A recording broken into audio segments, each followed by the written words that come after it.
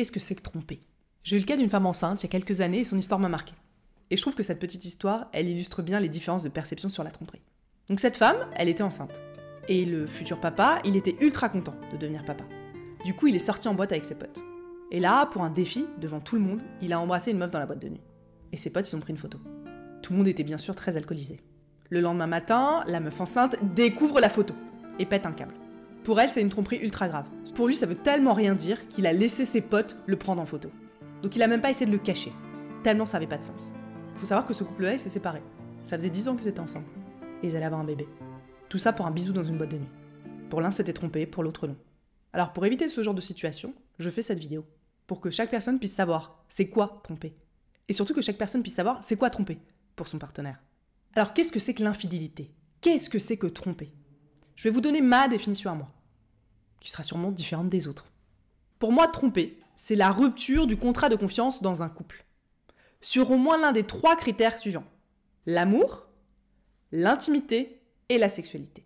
Donc c'est une transgression des règles du couple, que ces règles soient explicites ou tacites. C'est-à-dire qu'on en ait parlé et qu'on les ait formulées très clairement, ou alors qu'on suppose que l'autre doit le savoir. Ce qui est très souvent le cas en France en ce qui concerne l'infidélité.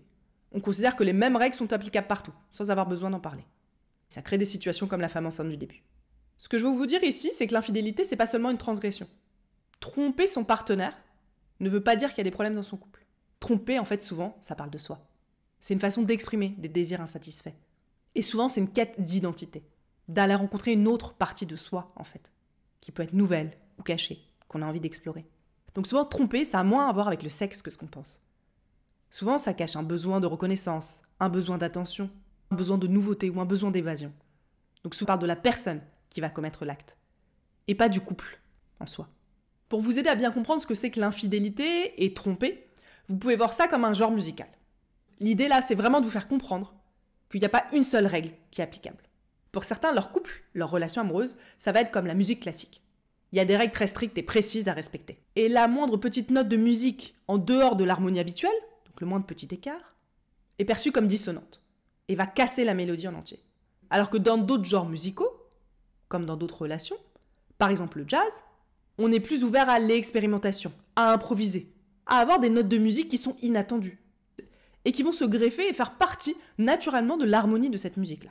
Donc en fait, chaque couple doit vraiment établir son contrat de confiance à lui, sur ces 3 paramètres, amour, intimité et sexualité. Parce que c'est les règles du couple qui sont transgressées, et chaque couple est différent. Donc pour savoir ce que c'est que tromper, il faut voir le contrat. Parce que oui, il y a des types d'infidélité différentes. Il y a une perception différente de l'infidélité. Je vais vous donner un exemple simple. Pour un couple très traditionnel, embrasser quelqu'un d'autre, c'est tromper.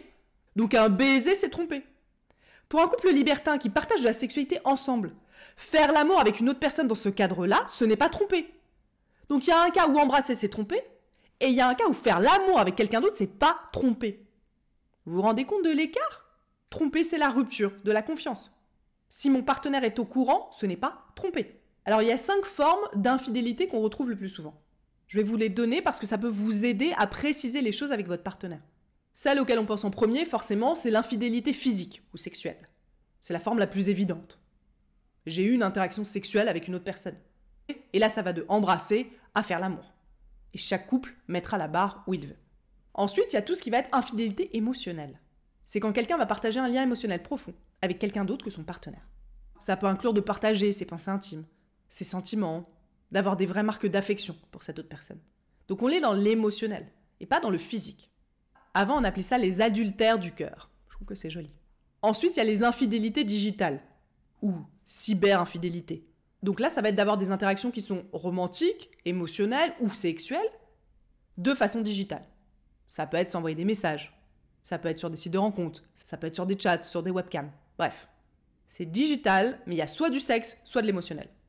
Ensuite, il y a ce qu'on appelle les micro-infidélités. Donc c'est une série de petits comportements qui pris individuellement ont l'air très anodins, mais qui mis bout à bout envoient un signal d'infidélité. Ça, c'est souvent le cas quand on flirte, quand on envoie des messages un petit peu suggestifs, qu'on garde des contacts secrets avec son ex, qu'on like des photos de personnes qu'on trouve séduisantes en ligne. Et en dernier, il y a ce qu'on appelle l'infidélité intellectuelle. Là, c'est quand on partage un lien intellectuel très fort avec une autre personne, et qu'on exclut un peu son partenaire de ces échanges-là, pour garder cette relation intellectuelle privilégiée avec cette autre personne.